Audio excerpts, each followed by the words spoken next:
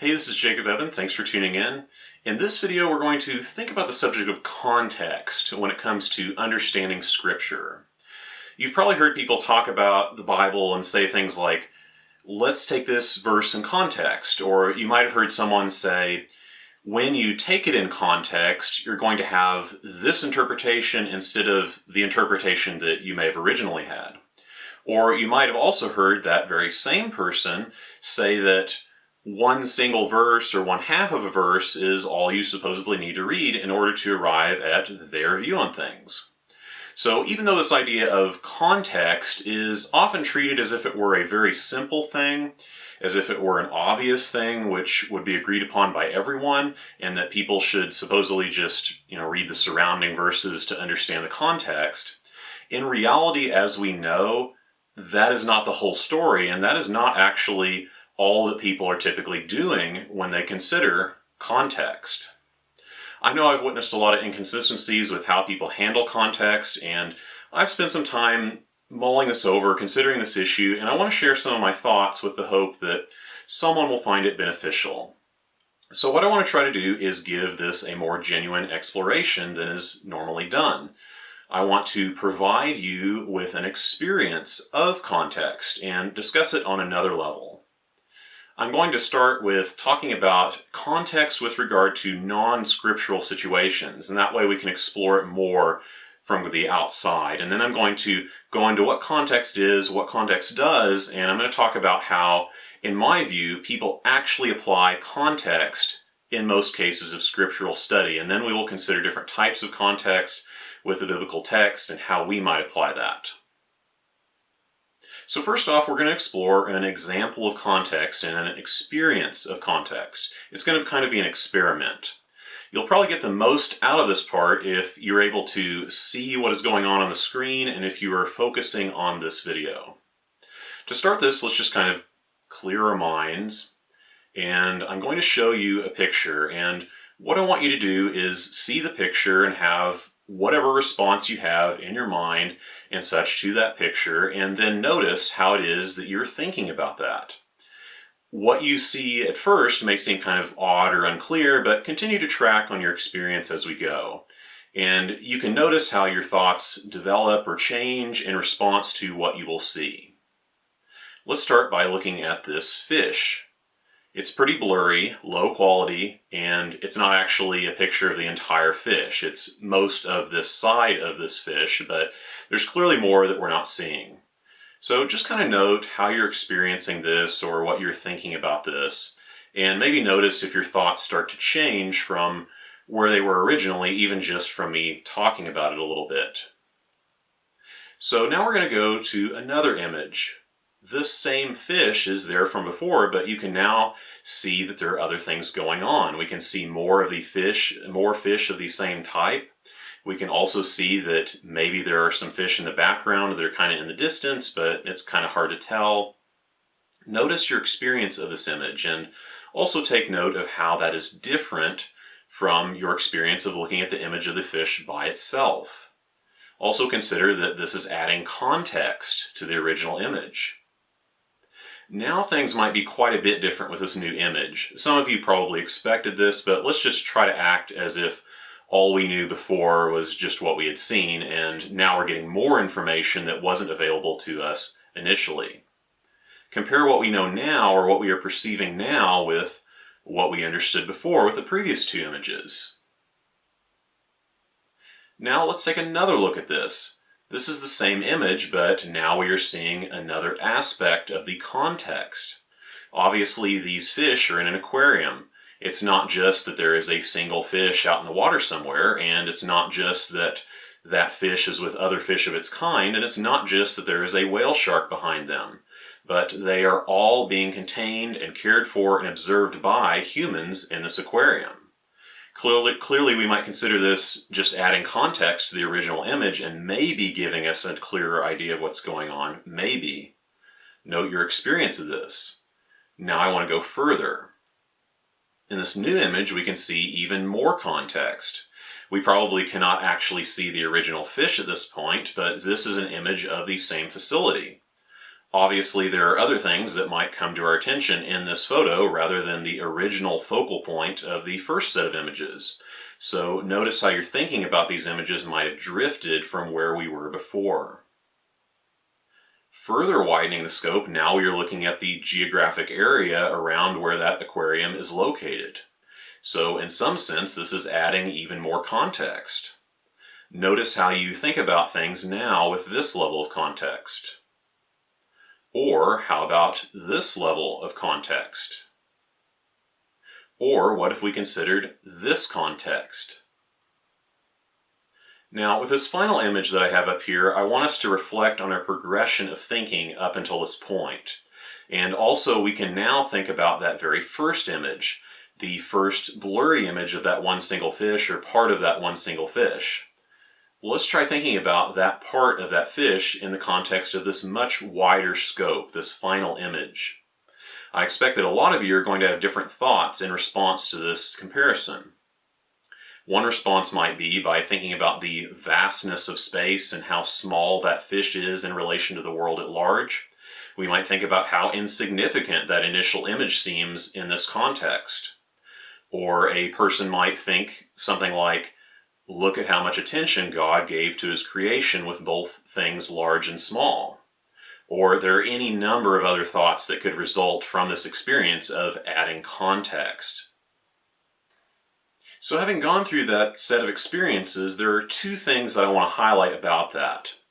One is that as I was continuing to add to the image or to broaden the scope, you might have felt that we probably reached a point somewhere along the way where it seemed like we were kind of deviating from what was truly relevant to the original situation, to that original image of that part of a fish. For some of you, that may have started at the point where we recognized that it was taking place in an aquarium with humans watching. Some of you may have felt that it was when we started kind of broadening out our view of the aquarium and we were no longer actually seeing that original fish at all. And some of you may have started to get this feeling that we're starting to get detached from the original subject on some level, even if we could still see that there's some relevance to it. Whenever we got to the image of people in space, you might have noticed that this started adding in a lot of information, or it started shifting the focus to an even greater degree. And of course, the final space image detached us even further from that experience. My point is that you may have had feelings along the way that some of this was relevant and that some of it was maybe less relevant. And in addition to that, you may have felt like the point of focus from that original fish was starting to shift and take things in a different direction from before. So I want to note that experience, and some of you may have initially assumed that what I've been getting at by describing all of this or by showing this progression of images is that there might be some kind of right level or some kind of balance of context. But my real point is that each of us experienced that in a different way. There was no objective line that everyone agreed on at an exact point where things stopped being relevant or a point when things were not relevant enough. Even the thoughts of one single person could be divided on that. You might think, on the one hand, it seemed like this was the right level of context, but on the other hand, I can see it maybe being this other point.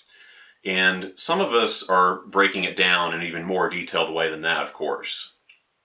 Getting into the other thing I wanted to highlight from this experience, I want us to think over the progression of the images from the picture of part of the fish to the picture of the fish with its fellows to the picture with the whale shark and the picture with the aquarium exhibit and so forth, on out until we were looking at people in space and looking at space at large.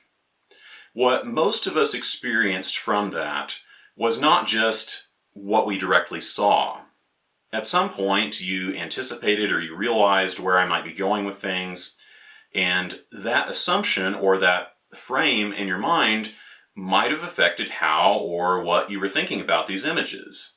It wasn't necessarily just the images themselves in your mind as you were thinking about them. Going back to the first image, you might have wondered things like, why is the tail fin cropped out of the photo? why is it such a poor quality picture, or things like that.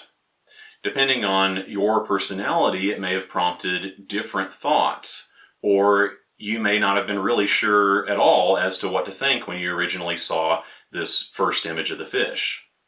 Whenever you saw the image of the one fish with its fellow fish, there are different ways you might have experienced that. You might have thought about how this one fish from before is being accompanied by these other fish of its same kind, or you might have drifted away from focusing on that one fish and not really thought about it as an individual anymore. And then whenever you saw the big fish behind them, you might have started interpreting that maybe they're under threat, or they're trying to get away, or they're being overtaken. Or maybe you thought that the larger fish doesn't actually appear to be concerned with them, or any number of other thoughts that may have come up for each individual person seeing this. Then with bringing in people watching, people being in space at the same time, etc., that is all bringing in additional layers to it. And what I want to highlight is that it's not just layers of facts, it's layers of interpretation on top of it. Most of us are not just looking at these contexts as if they were some isolated set of facts. We're actually building a context in our mind, which includes our interpretation, and not just our interpretation of the immediate information at hand, but our additional outside thoughts that we came up with as we were considering this. Even when we were looking at exactly the same information, different people are going to have different opinions on what was important or what was relevant, and different people will impose their own ideas upon it. And keep in mind, this is an artificial situation that's unimportant to us. The facts have basically been laid out without any controversy. And of course, it's not exactly the same as a biblical situation, but if it can take place in this situation, what about one where it seems like more is at stake? We can see that telling a person to just look at the context when it comes to some biblical issue is not as obvious, simple, or agreed upon as it could be made out to be. On a basic level, what is context? In my view, context is the information that we need in order to accurately understand a situation or to accurately understand a communication. It's what we need to know in order to know what's going on, or what we need to know about what is being said. Or how I think about it, context is something which modifies how we look at a situation or how we understand a communication. That modification by some sort of context can be legitimate and it can be intended, or it can be illegitimate and not intended. It could be as simple as someone saying that he walked across the street, and then separately the person explains who the he being referred to was. Obviously, that is a relevant modification to how we understand the sentence of he walked across the street. But what if we imagine a situation where a man named Bob, he just comes up to some stranger and he just slugs him, haymaker punch to the head, and the person falls to the ground? Someone might add the context of Bob's history, Bob's background, that Bob had a really troubled childhood. He's gone through a lot of bad experiences in his life.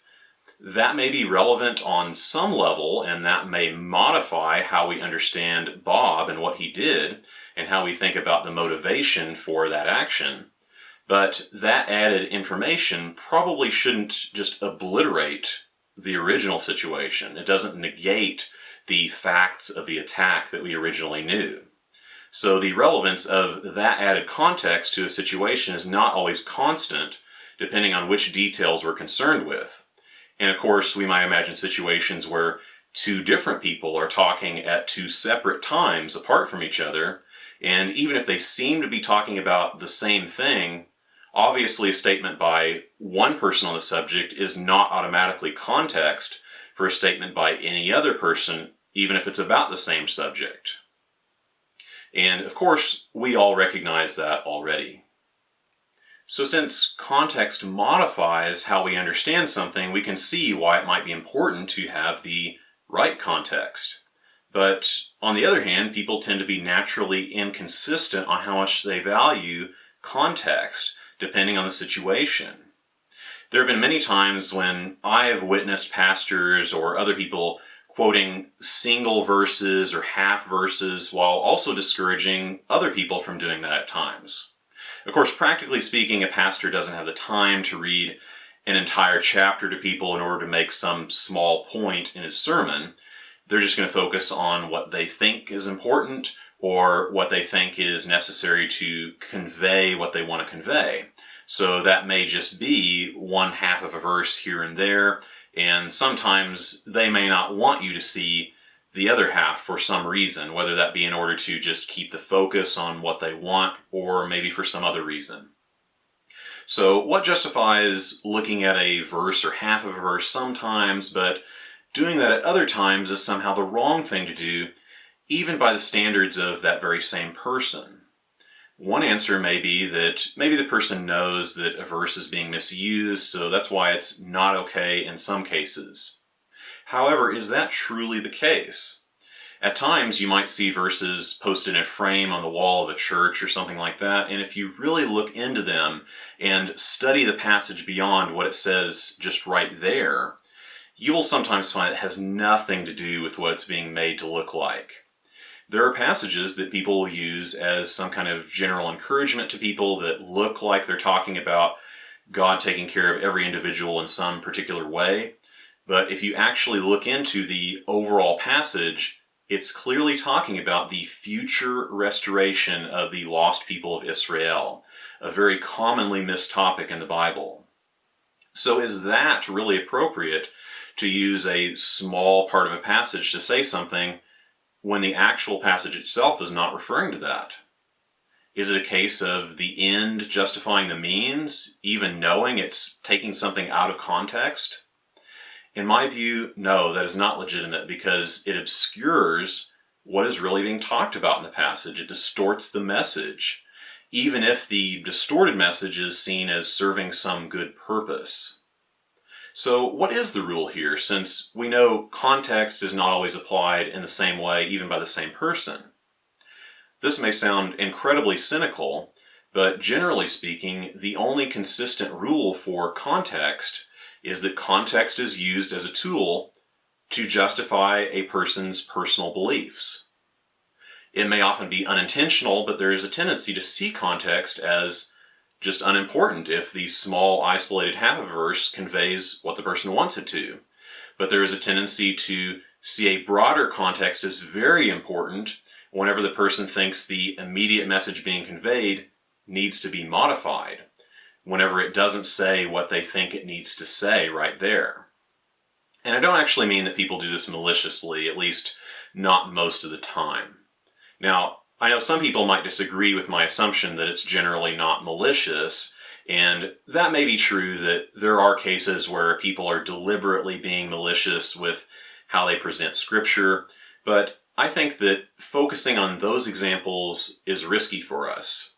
If our eye is focused on what we think the enemy is doing wrong, our eye is often not on how we are doing things, and that has the potential to generate those very same behaviors that we detest because we think that our beliefs are ultimately the right ones, even if we know that what we're presenting isn't perfect in some sense. I think that when this goes on, not in every case, but for the most part, people are generally trying to do what they think is right, and they're either trying to defend themselves or defend what they believe to be true, or they're trying to perpetuate what they think is the correct way and keep other people from going off of that way.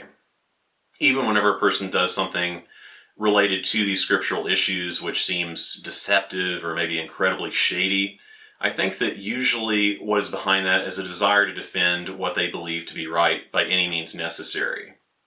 Fundamentally, the way that most people read Scripture is often not to gather new information for the purpose of updating or changing how they think about things in any significant way.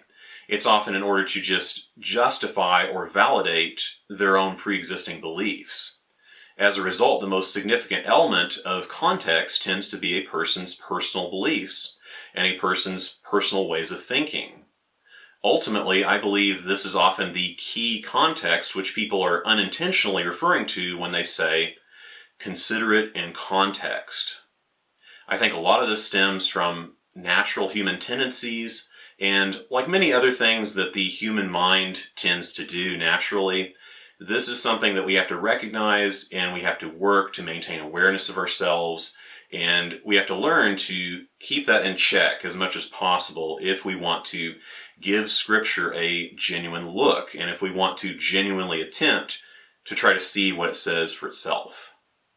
In a practical sense, I've recognized that if I ever find myself saying that this verse can't mean what it says because of some reason, then that very well could be a red flag. That's not to say that we're always wrong when something like that comes up in our mind, but in my view, it might be at least a clue that we need to be cautious and more open to alternatives. Along the way, we've been touching on the fact that there are different kinds of context, and now I wanted to talk about that more directly and more practically. The first one we have already considered is the foremost context for us, which is our personal experiences and personal beliefs. Obviously, this context is not intended by the text, so it's not necessarily a legitimate context, but I'm putting it in this list because it's something that we can't exactly just get rid of. It's not going to just be gone. It's going to unintentionally be there no matter what, even when we're careful. Now, moving on from that for now, let's consider the surrounding scriptural context. All of us have heard the idea that we should read more than just one single verse, that we need to read at least the surrounding verses.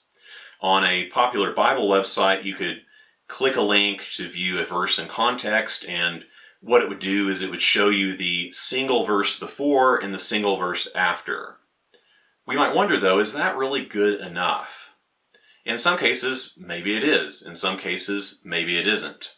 Sometimes it will be obvious whether it is, sometimes it won't be. For example, you might see a passage where a person is speaking. Maybe it is one long quote from a person or from God that spans multiple verses.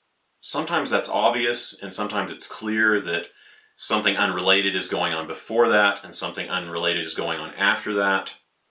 Other times, that may be debatable, or otherwise that may not be clear to us.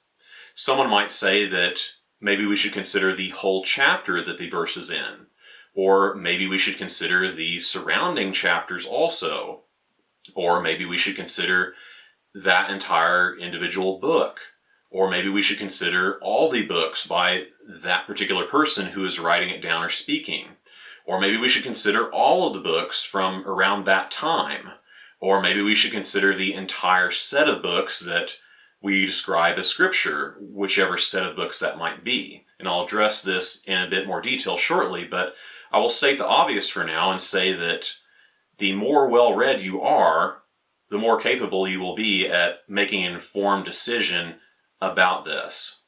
What do I do from a practical point of view will depend on the situation I am in. If you have seen some of my other videos and you know the general focus of my channel and the focus of my study, you know that I focus on the books of Exodus, Leviticus, Numbers, and Deuteronomy. So whenever I look at something in those books, I already have an idea of what goes on in the surrounding passages and in the surrounding chapters and so forth, both in terms of thinking about it in an English translation, also thinking about it in terms of the Hebrew wording. And I'm also generally aware of other things which may relate to a given subject across those books. That is not necessarily the case whenever I look at some other book from the set of books supposedly made official by the Church of England in 1646, which is what many people call the Holy Bible today.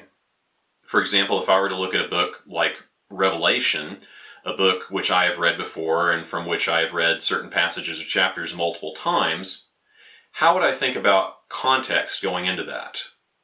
I would want to, at the very least, read the whole chapter before coming to any significant new conclusion.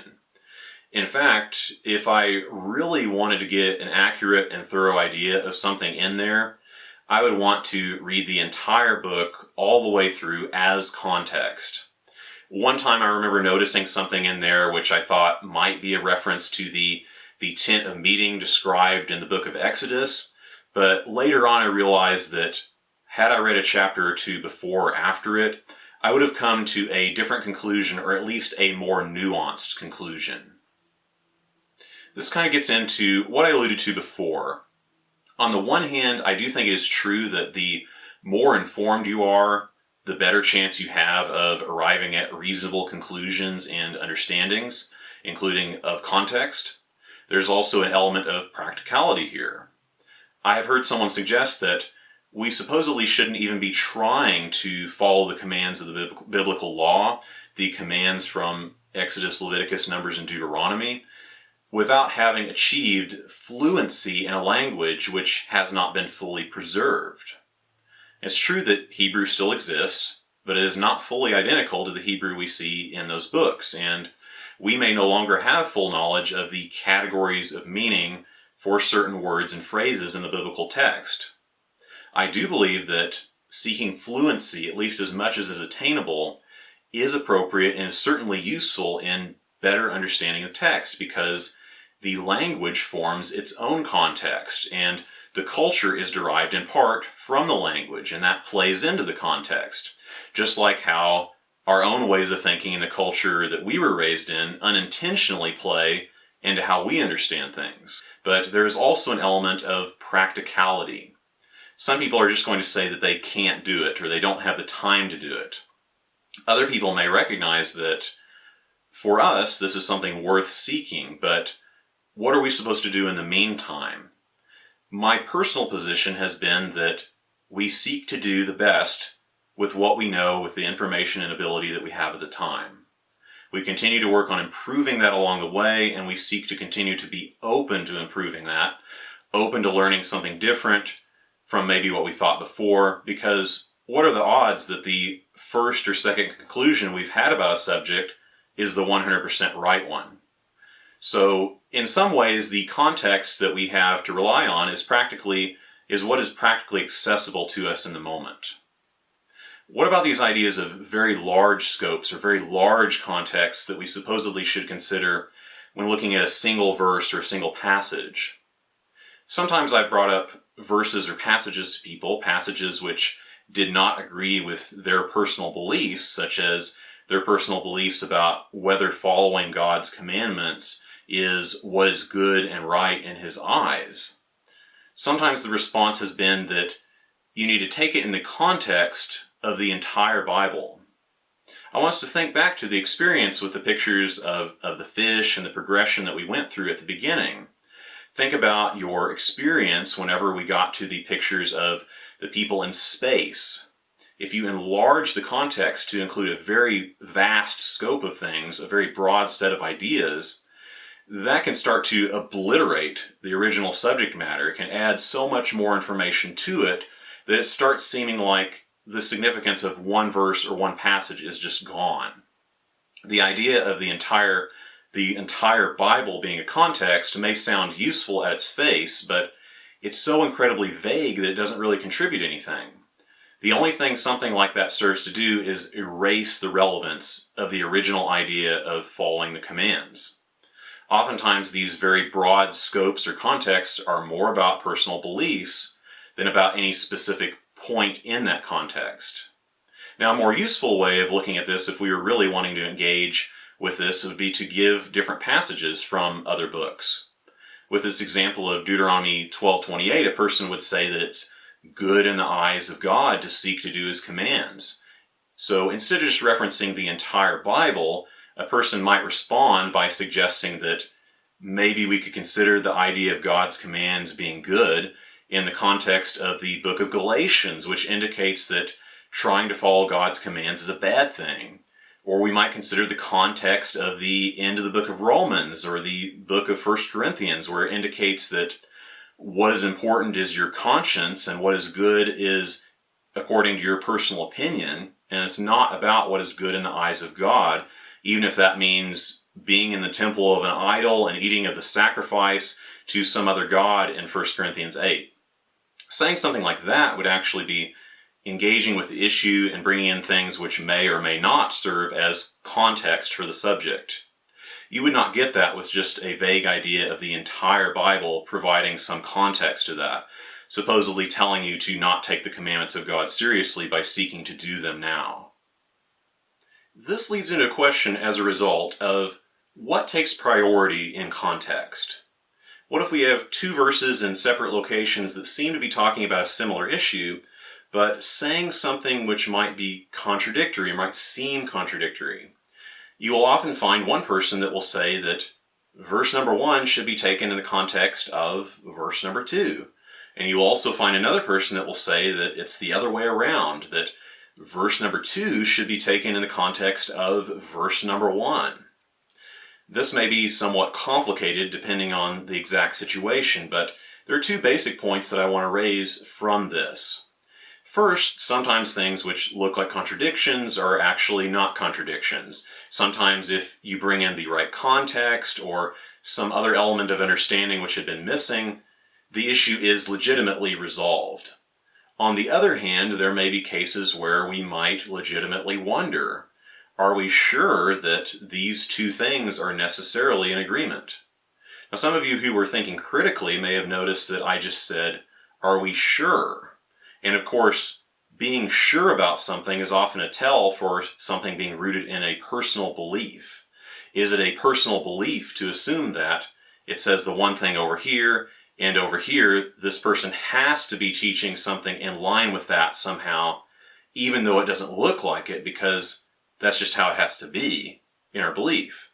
This gets into my other point, which is that there is actually a scriptural standard or scriptural context that's commanded to be the priority over the rest. And I talk about this in my video about prophets and prophecy, which you can check the link for in the description box.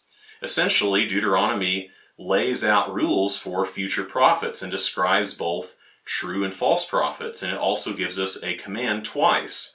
Once in Deuteronomy 4:2 and another time in 12:32, which you could very easily see as a context for anything which is supposed to be coming from God, which is supposedly being said on behalf of God, or which is being considered scripture. So this may give us a different view on things, especially when we use it as a context for some of the things that might be said in later works, like the New Testament. And when I say we could use it as a context for later works, I don't mean it necessarily that we're going to be validating what any single person taught, but I'm suggesting that we ourselves might conclude something from the use of this context. Linking it back to what we considered earlier, we can use context as a tool to validate our beliefs, or we can use context to give us a more genuine assessment to something. Context is something which modifies the message. Sometimes that modification is legitimate, but sometimes that modification is illegitimate. We considered that the most common type of context which people use, even though it may be unintentionally, is the context of personal beliefs. And we also considered how very large scopes or very broad or vague contexts mostly just serve to obliterate a verse, to cause us to ignore a verse because of our overall personal beliefs. We also considered some red flags of thinking that a verse needs to be modified to fit with our beliefs, and we recognized how continuing to improve our understanding, our knowledge of the text, and our awareness of ourselves are essential elements to seeking to serve God and seeking His truth as genuinely as we can. Thanks for watching. Stay focused and be tenacious.